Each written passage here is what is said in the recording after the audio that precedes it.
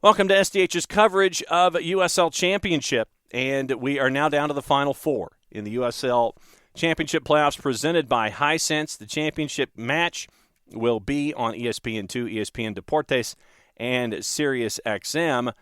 We'll come up with the schedule coming up in just a little bit, but we've got to go through the round of 8 before we get you into the Final Four, and it was a crazy round of 8 on both sides of your bracket. Getting into the matches themselves, since we are going backward before we go forward here.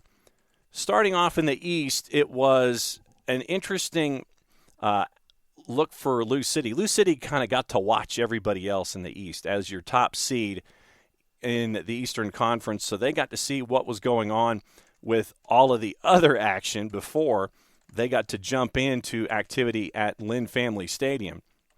And they ended up, obviously, with the lowest seeded team that made its way through.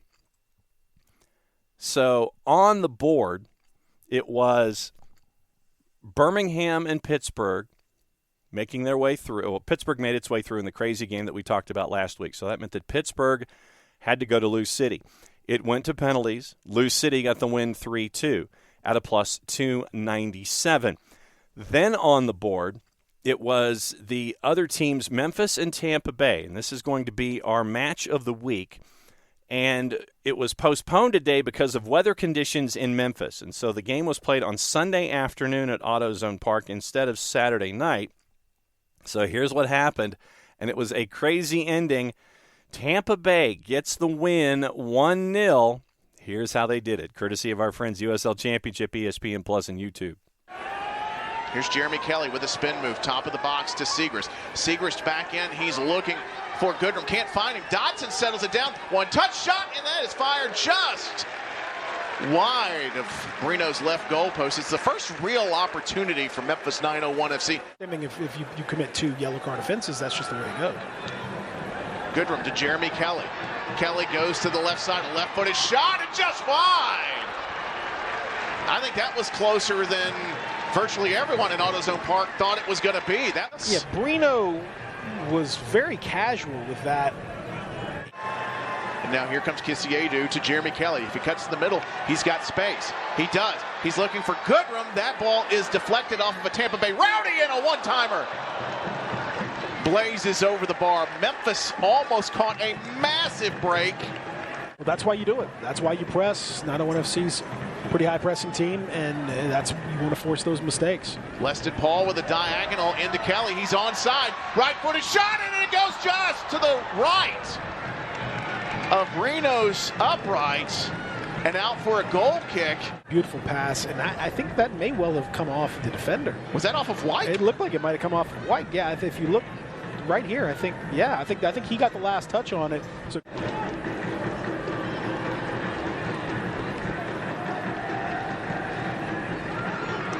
here's Guinzotti. Guinzotti knocks it down for Fernandez, and that is going to harmlessly trickle out for a goal kick. A spot injuries and some tiredness and all that. So there's a steal by Jeremy Kelly. Kisiedu at the top of the box.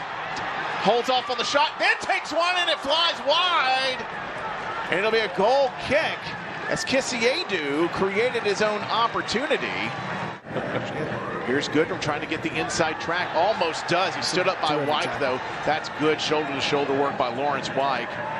But stolen by Malloy. Malloy with a shot and a beautiful outstretched save by Brino. And he knows he may have just saved the game for the Tampa Bay Rowdies.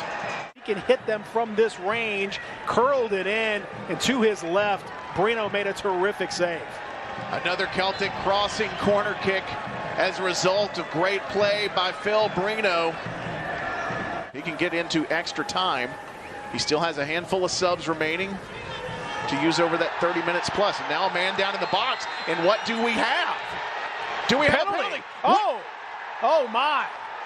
What has Jordan Scarlett done? A colossal mental mistake.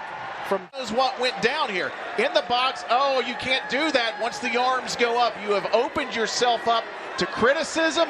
Let's take a look again, and yes, the arms go up. Now here's Malloy.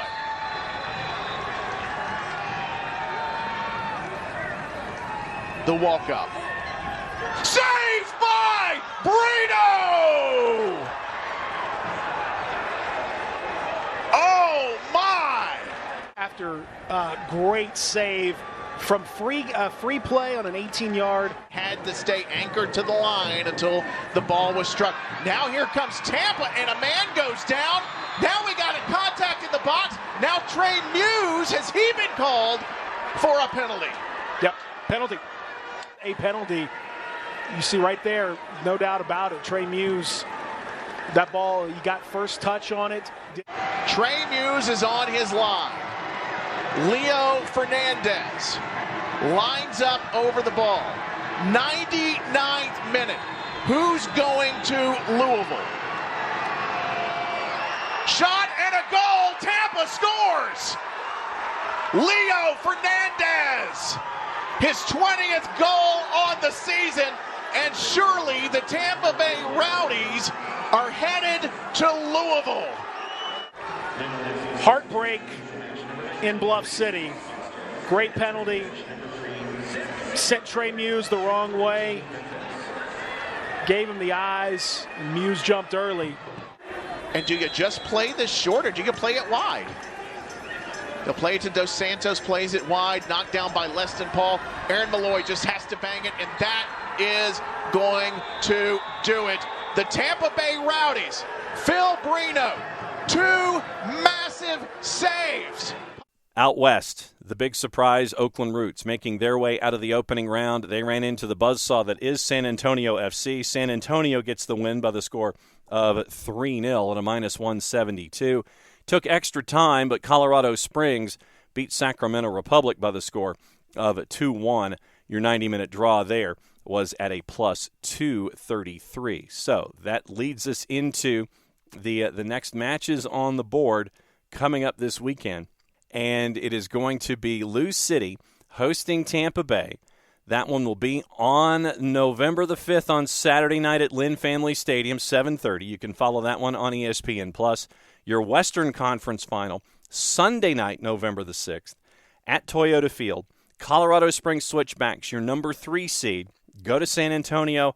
They have been in charge in the West all season long, distancing themselves early from the rest of the pack. And obviously the USL Championship Final will be September on Sunday, November 13th, with the Eastern Conference winner and the Western Conference winner. If it's San Antonio in the West, it'll be at Toyota Field.